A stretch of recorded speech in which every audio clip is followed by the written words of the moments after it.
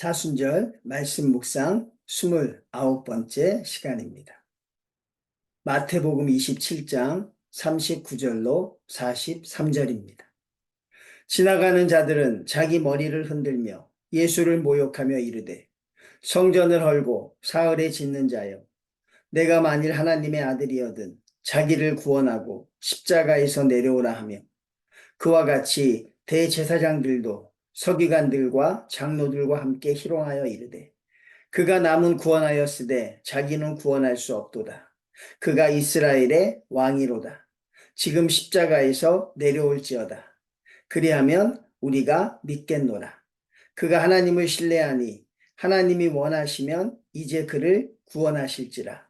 그의 말이 나는 하나님의 아들이라 하였도다 하며. 아멘. 예수님을 향한 수치와 조롱과 모욕은 주님께서 십자가에서 달리신 후에도 그치지 않습니다. 계속해서 주님을 모욕하고 주님을 조롱하고 있습니다. 그들에게는 한 인간에 대한 일말의 동정심도 보이지 않는 것 같습니다. 사람들이라면 응당 가져야 할 그런 불쌍한 마음도 갖고 있지 못합니다. 우리가 영적으로 막히면, 우리가 영적으로 완악해지면 우리가 이런 모습을 얼마든지 가질 수 있습니다. 예수님을 십자가에 못 박으라고 외쳤던 사람들이, 그 사람들이 그렇게 악한 사람들은 아니지 않습니까? 그런데 그들의 영이 하나님의 아들을 바라보지 못하고 주님을 바라보지 못하고 악한 사단의 수족에 불과한 사람들이 될 때 그렇게 한다는 것이죠. 이들의 특징이 있습니다. 특징이 무엇입니까? 하나님의 영광이 드러난 뒤에는 자기가 했던 것들을 후회한다는 것이죠. 내가 왜 그랬을까? 우리가 사람의 이런 모습을 보면서 영적으로 해석한다고 하면 우리가 영적으로 여러분 완악해지면 안 됩니다. 하나님의 관계가 막히면 안 됩니다. 그러면 누구든지 이런 사람이 되는 것이죠. 주님을 십자가에 못 박아 죽이십시오. 그리고 오늘 예수님을 조롱하는 사람들은 로마인들이 아니죠. 결국 주님과 같은 유대인들입니다. 그리고 성경을 잘 안다고 하는 종교 지도자들이죠. 그래서 항상 우리는 항상 겸손한 마음으로 기도해야 합니다. 마음이 완악해지지 않도록. 성도의 마음이 완악해지면 이렇게 될 수 있는 것입니다. 그러니 항상 우리가 겸손한 마음으로 기도하면서 하나님과의 관계를 우리가 정말로 주님 앞에 의지하며 나가야 합니다. 오늘 성경 말씀을 보면 그들이 이렇게 이야기합니다. 내가 만일 하나님의 아들이어든 자기를 구원하고 십자가에서 내려오라. 어디서 우리가 이와 비슷한 문맥의 성경을 본 적이 있지 않습니까? 내가 만일 하나님의 아들이어든. 어디서 본 것 같습니까? 예. 사탄이 예수님을 시험하실 때, 주님을 시험할 때 이와 똑같은 말을 쓰지요. 내가 만일 하나님의 아들이어든 이 돌들을 떡으로 만들어서 먹으라고 하고, 내가 만일 하나님의 아들이어든 높은 곳에서 뛰어내리라고 합니다. 만일이라는 단어가 왜 들어갔는지, 그리고 이 만일이라는 단어가 우리가 하나님을 부를 때 우리에게는 이 만일, 이런 조건이라는 단어가 글쎄 우리가 들어가지 않는지,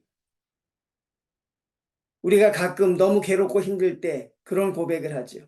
하나님이 살아계신다면, 하나님이 나와 함께 하신다면 우리에게 이런 환경을 허락하실 수 없지 않았을까? 내가 믿는 하나님이라면 이렇게 해 주셔야 되는 것 아닐까? 내가 믿고 기도하는 하나님이라면 이런 모습을 우리에게 허락하셔야 되는 것이 아닐까?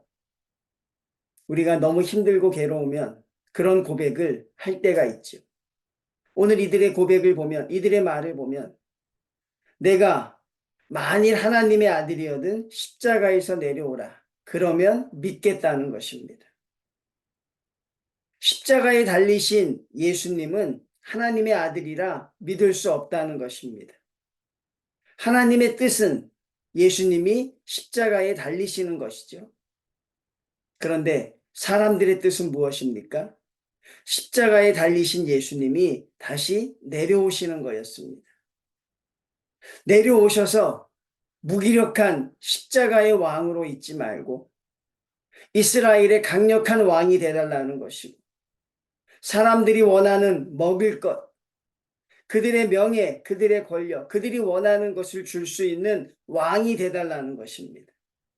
그러면 당신을 하나님의 아들이라 믿겠다는 것이죠. 우리가 하나님을 하나님으로 고백하는 건 하나님 그분만으로 감사하기 때문이죠. 그런데 우리도 이런 고백을 할까봐 우리에게 이런 믿음의 약한 고리가 있을까봐 두려우신 거죠. 나에게 무엇을 해주시면 하나님, 내가 하나님께 더 열심히 하겠습니다. 나의 기도를 들어주시면 내가 하나님 앞에 최선을 다하겠습니다. 하나님, 내가 지금 어렵고 힘든데 이것 해결하여 주시면 내가 하나님의 사명을 감당하겠습니다.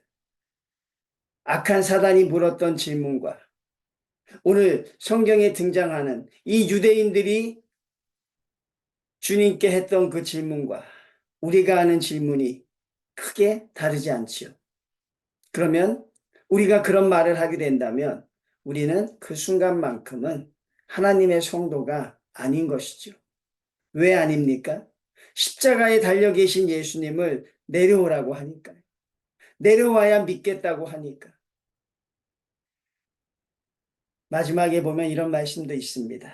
하나님을 신뢰하니 하나님이 원하시면 이제 그를 구원하실지라.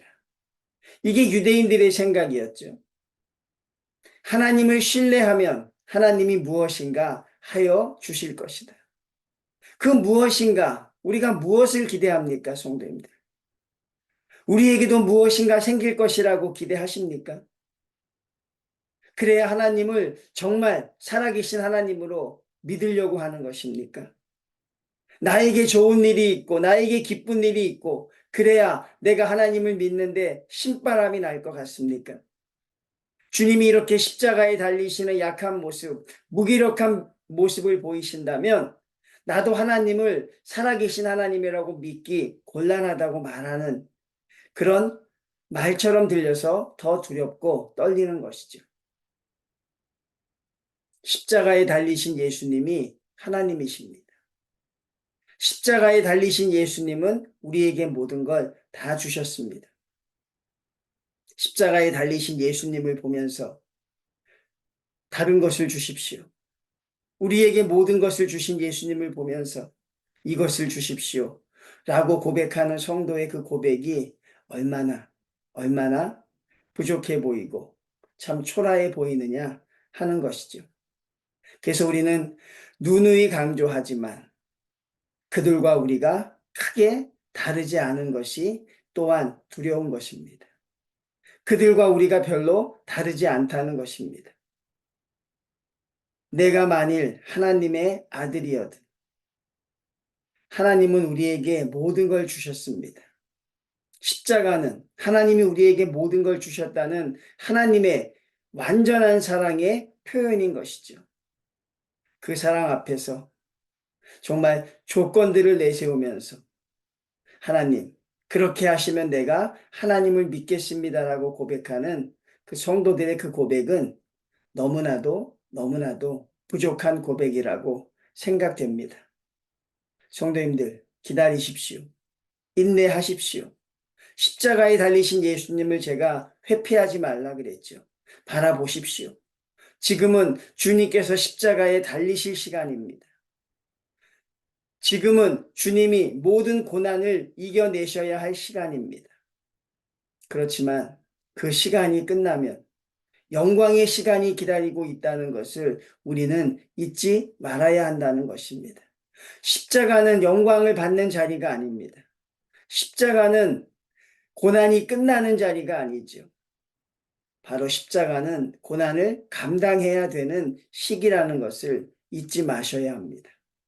그래서 여러분, 성도는 고난당한 것도 유익이라고 주님 앞에 고백할 수 있는 것이죠. 주님께서는 십자가를 홀로 지십니다.